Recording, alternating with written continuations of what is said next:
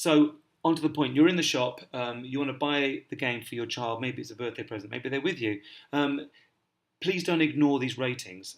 Another thing I come across which bewilders me is parents are quite sticklers for the ratings with the films that they get for their children, but they seem to be fairly ambivalent about following the rating. There's a reason for that, which is I'm going to explain now. Now, as a general rule, just do what it says on the tin. So in this case, this safe. Everyone can. It's like universal certificate on films. No problem. Games like Mario would fall within this. Having said that, there is some violence in this if you count Mario jumping on the head of a turtle. But again, really, are you going to say no violence? Even that, fine, your choice, but be consistent. This game is a stunning game on the PlayStation. Absolutely no violence at all. It's a beautiful game which focuses on exploration. It's amazing. Kind of a puzzle come exploration game. It actually has a multiplayer element, but no violence whatsoever. This is a game I'm currently playing. You literally play the wind on the PlayStation. It's a downloadable game, and it's beautiful. It's critically acclaimed. Stunning. No violence. Fez, no violence. A very clever game. You basically rotate. This is on the Xbox, and you can download it from Xbox Live, and you'll be happy to see that your child is engaging mentally, solving problems. We go back to the subject of educational games. All of these games are educational because they are teaching your child how to solve problems, and this game is no exception. On the Wii, clearly there are a plethora of titles that are suitable for children. Mickey Mouse. The conflict in this game is nominal, like Mario. Hitting something with a stick and it goes poof. The Blob is a cross-platform title. Beautiful, fantastic. Jazz meets paint meets platforming. Pikmin on the Wii U is a powerful strategy game where you have to sort of marshal this army of these cute little creatures. Very clever, high cognitive demand, wonderful entertainment, very educational, but not in the traditional sense. My personal favourite game of all time. The Zelda games are just absolutely stunning. I could talk about them all day, but I won't. I would say that if you're looking for a game which fulfills everything that makes gaming wonderful, look no further than this. And again, violence is minimal, but not no violence, because this is cartoony. He's got a sword, right? So he hits things, but they disappear in a puff of smoke. Again, be consistent. Teen is where it gets a little more complicated. So easy. Teen, in theory, this means, okay, only if your child is a teenager. However, it's a little more nuanced than that.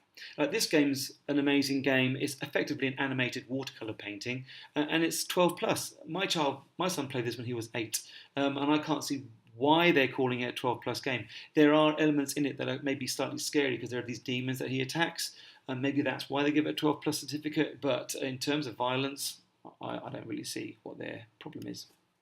This is a good example of a shooting game, which I would say is acceptable for children to play because there's no blood.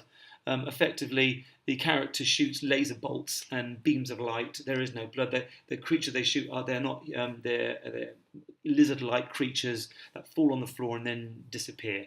I think it goes in that kind of shooting genre, which I showed the cops and robbers kind of shooting, where they're going bang bang, you're dead, the creature's dying, but there's no real violence to be concerned about.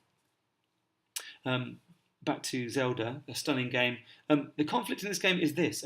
You are killing creatures that die, but there's no blood, or if there is blood, it's kind of like this the spider kind of globs out like green globules and then disappears. Certainly as a dad, I'm happy for my child to play these kind of violent games. Here's where it gets confusing. So, mature games. The kids will often manipulate parents by saying, look, it says it's mature, I'm mature. Well, yeah, there's some truth to that, and you are the best judge of your child's maturity.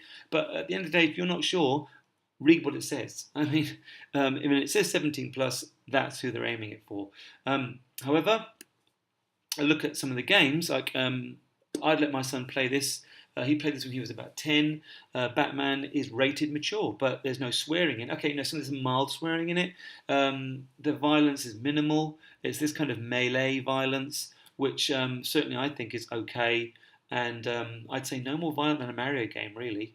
Though it's a much more adult-looking context. But to call it a 17-plus game, I think it's kind of ridiculous. Fable 3 on the Xbox. It's actually quite a cartoony graphic. There are some elements in it which are adult because he makes babies, but most children would be completely oblivious of what they were even doing because the screen goes black. But again, you have to make a judgment call. I think it's an amazing game. It'd be a shame to deny my child the opportunity to play this just because they're not 17. Assassin's Creed is quite a famous series of games now. Now, on the face of it, you get, hello, assassin. Yes, of course, it's about killing, but my goodness, it's about so much more than that. The vistas that you experience and explore are just absolutely stunning. My son's interest in history skyrocketed since playing this game. In the settings, you can actually turn blood off, which is another thing to consider in some of these games. So they may, on the face of it, appear to be for adults only, but in the options, you can turn blood off. Then all of a sudden it becomes a bit more tolerable, or it does to me. This is the most recent iteration of the game, and I've allowed my son to play this, and I have no regrets about it. The difference, though, is that I've actually played the game myself, so I know what he's going to be seeing, I know what he's going to be playing, which is where it gets more tricky for you. We'll get to that in a minute. So the problem we have is that this one category covers games that are, I would say, okay for young children to play, and at the same time, games that, like these, I would say, no, your child should not be playing this unless they're old enough. This is a stunning game based around a man hunting a serial killer. It's actually his own son, and he's got a clock ticking.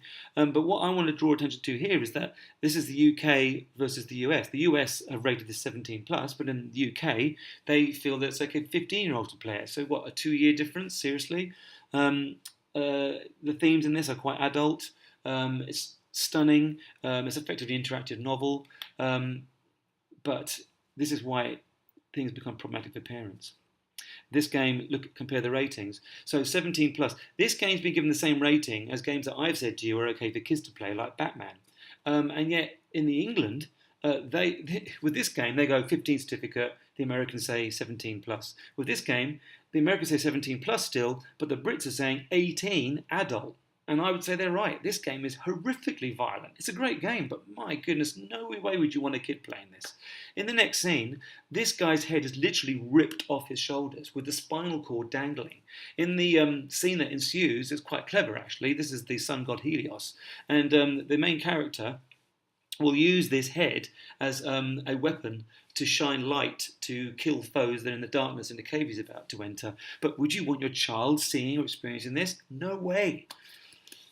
Grand Theft Auto, I'm currently playing this, an adult game with adult themes. Follow what it says on the tin. Played this game this year, stunning. Compare the ratings, and there's that. When you see that the Brits are saying 18 and the Americans are saying 17 plus, at least they're agreeing on this. Yeah, absolutely. No way should a kid be playing this game. Extremely violent. And the other thing is, it's not just the brutality in the gameplay. The cutscenes are also extremely violent. Same thing for Grand Theft Auto 5. In fact, you could argue Grand Theft Auto 5, the stuff that's most inappropriate is in the cutscenes. The gameplay itself is actually not that offensive. It's the stuff you're seeing, the language and the scenes depicted in the cutscenes that are the problem. So what do you do if you're not a gamer and you want to know whether a game is okay for your child to play? And they're telling you, yeah, everyone's playing it, Mum. Well, Metacritic is a great website to go to just to find out whether anything is worth playing or watching or buying. But pay close attention to the M rating. That tells you straight away. It's in the area of adult gaming. This is where it gets confusing. With the American system, with the British system, BBFC, 18 clearly indicates adult, and that's it. But with the American system, they have this effectively defunct rating. It exists. It's called adult only. And what happens is clever kids will say to parents, Mom, Dad, if it was really for only adults, it would say adults only, but it says M. That means it's okay for me to play. Load of rubbish. No games get this rating. Or no games, very few games, because games developers avoid it like the plague because it's the kiss of death for sales. So any game that gets this effectively won't sell. This game got it and didn't sell. It didn't help that it was actually a rubbish game, but that's another point. In the UK, no ambiguity. They agreed, 18 certificate. Now, what do you do if you are confused? Your child is saying, oh, it's Batman, Mum. I know it says a 17 plus, but actually it's not that bad. Well, go to the ESRB website and PEGI. In fact, if you notice, they use exactly the same actors in their photos. So you can see there's quite a lot of transference between these rating systems. You can type any game in here, and then you can read what they say. They'll describe it very accurately and very clearly in terms of what's in the game and what you should expect. They will, of course, adhere completely to their own ratings, which doesn't help because if they rated it as 17 plus, they will stick with their criteria. So you want a more nuanced opinion? You'll need to go to Common Sense. There are other websites like this. Common Sense is a website I have some issues with. I think they're a little bit on the conservative side. But what's really great here is go to where it says parents say. So they'll kind of much follow the industry line. So Mass Effect 3 is another great game I let my son play when he was about 10 years of age, because I played it and I know that it's appropriate. So what do you do? What you need is to find out, are there parents out there like me who have played the game from beginning to end and so are in a position to be able to make a more accurate judgment call about whether it's suitable for children to play. Here's where you click on what parents say and see what their opinion is. And they will often give you a more nuanced opinion about whether the game is appropriate. Like they'll tell you whether the blood can be switched off and things. Here's Mass Effect 3. So if you look at what the parent's saying here, he's pointing out things that you wouldn't know as a gamer, as a non-gamer, sorry. And I think you can tell, obviously there are some people here who probably shouldn't be writing anything, but you will get just the intelligence will be evident from the kind of way it's written, and I think you'll get a pretty good feel for whether or not what your child is saying is actually worth listening to, or whether you should ignore them and say, no, you're not playing it. So, are the best games the bad ones? Another thing I often hear kids say, the answer to that question is no. So what I've done is looked at the top 20 games for the major platforms to see which ones would be seen as being inappropriate. So here we are on the Wii, and not surprisingly, most of the games are totally appropriate, in my humble opinion, for young children to play. 5%. Resident Evil 4, definitely a no-no. Moving on to the Xbox, a bit of a different picture here. You see here, most of the games are aimed at adults, and therefore not appropriate for kids to play. If you bought an Xbox, you're looking at probably 25% of the games to that platform are okay for children to play. And I've left on here Batman, which is technically an adult game. Portal 2, a stunning game, technically marketed to adults as well. So what you're looking for is games that are marketed to adults on the Xbox, but okay for kids to play, and that's a tricky thing to work out. PlayStation, kind of, as I said before, fills a middle ground, and you'll find it's not quite so depressing as the Xbox. There are still other games, but 55%. And again, I've made some judgment calls here. Uncharted is an amazing game, but there's definitely shooting in it, and definitely minimal violence. You may not be comfortable with that. Not many of these titles will be totally safe titles for kids to play. Be careful on iOS, so playing on iPhone, iPad, and so on. You can be logged to false sense of security, but there are adult games on this platform, so check before you download.